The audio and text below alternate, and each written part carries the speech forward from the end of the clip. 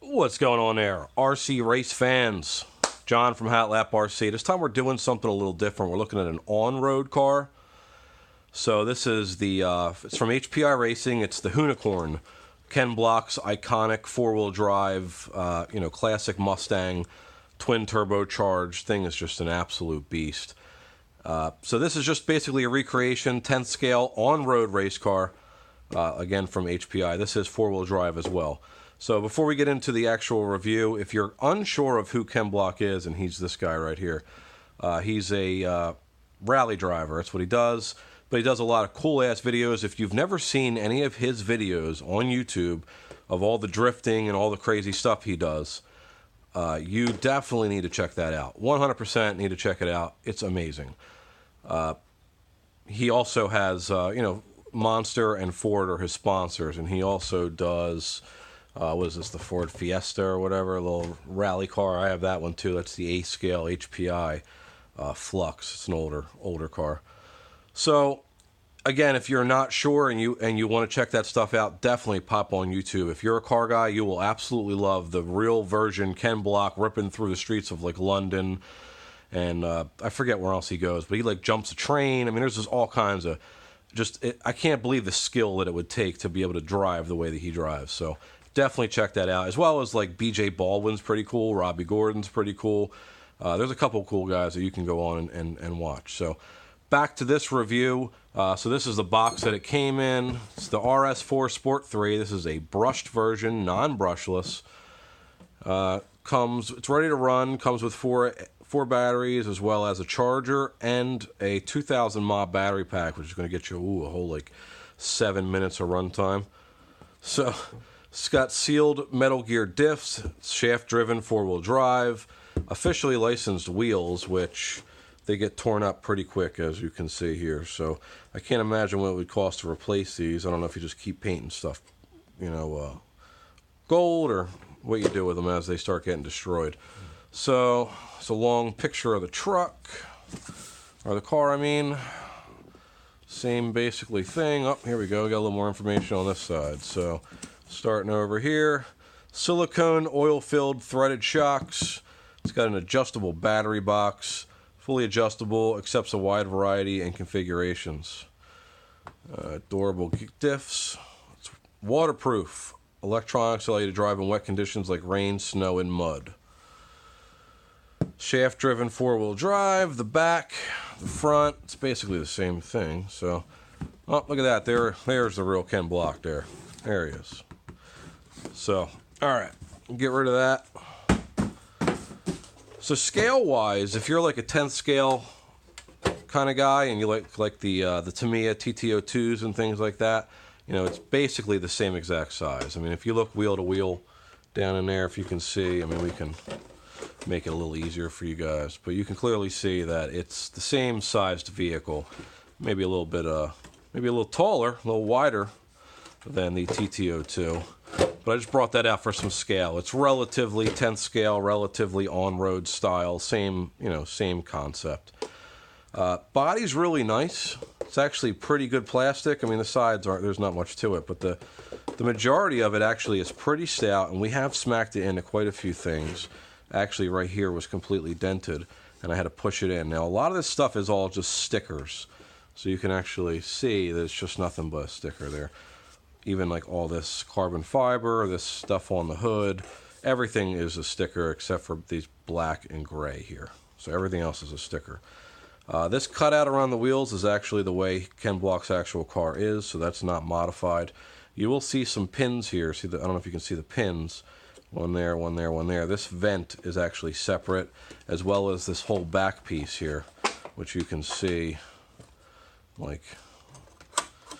That's just like Ken Block's car, I get it.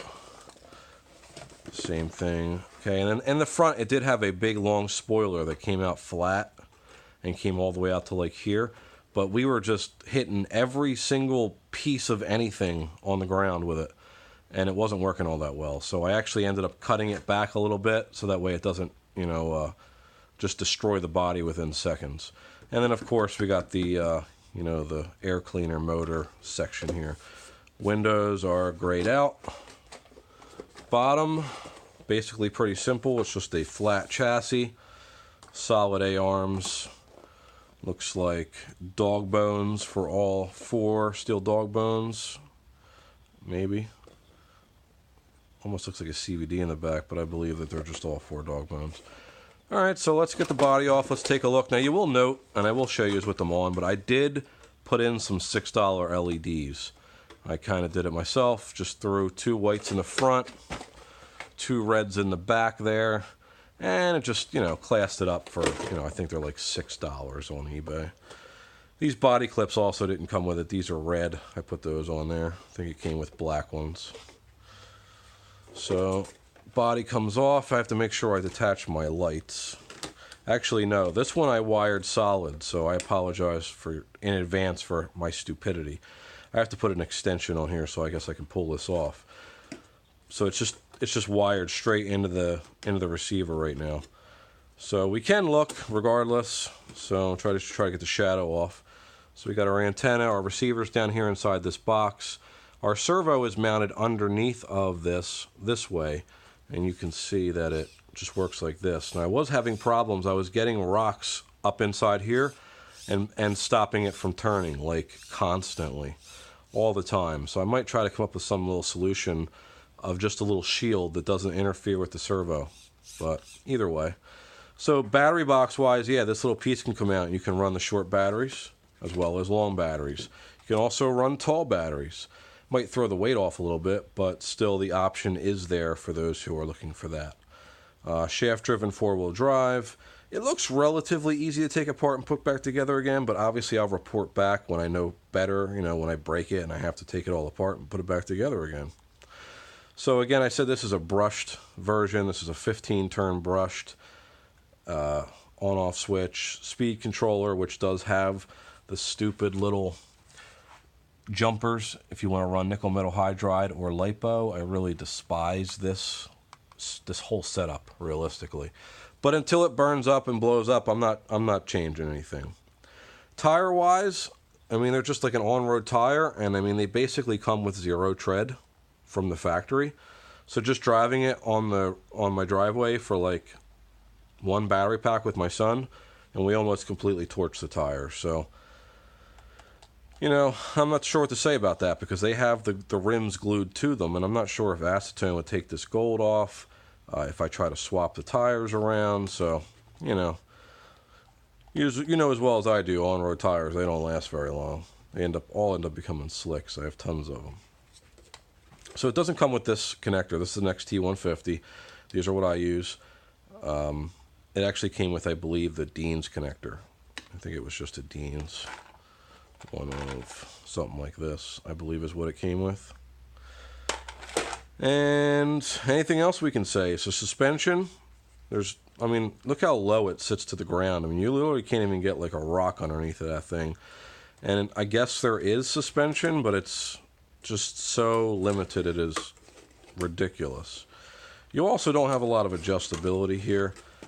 I guess the shocks can be moved in multiple locations. I guess you could get a little bit more clearance if that's what you're looking for. I'll have to mess around with that stuff. But overall, it's a really fun car. And if you're a guy trying to get a kid, your son or daughter or whatever, into cars, and you show them the Hoonigan videos, and they're, oh my God, that thing's so cool. How's he do all that cool stuff? Hey, you can do it yourself with this awesome car. So, I don't know.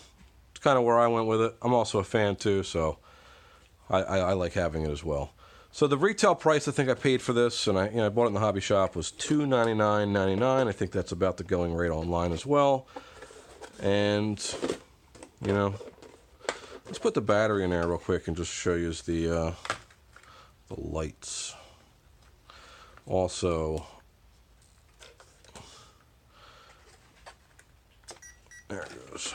So also, we'll talk about the remote, because I feel like that's necessary here. So there goes that. So you can see that it's just got headlights. They're not super bright. It's not like perfect, but it gives you an idea where the car is at. Tells you if you're going forwards, backwards, especially as dusk starts coming on. And it's cool, and I just like little stuff like that for, like I said, I think I paid $6 for that kit.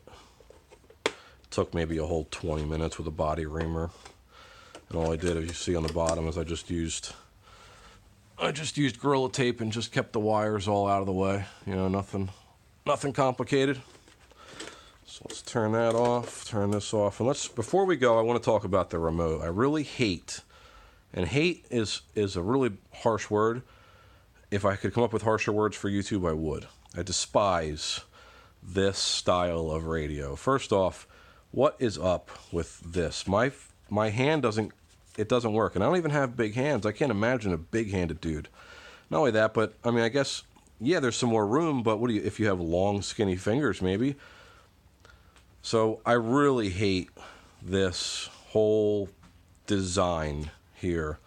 I wonder if maybe you can flip this up. I guess there's no way, because that side's longer than this side. No, I think this is just the way it has to be. So I can use them. You know, I kind of deal. But reverse is definitely tricky because my fingers are all locked up in here. And, you know, it has all your good options, your good, you know, throttle and direction. And I'm not saying it's a horrible remote, you know, but I don't know. I'm not a fan of these. If you're a kid or something, hey, they're great. But for me, not a happy guy with those. So anyway, just like I said, something a little bit different. Maybe in the next video we will do at the parking lot with some cones and the lap monitor and see what kind of laps we can put down, because obviously I can't drive this in my backyard RC track. So we'll be doing that soon. Hope you liked the video. Like and subscribe, and I'll see you in the next one, all right? Thanks.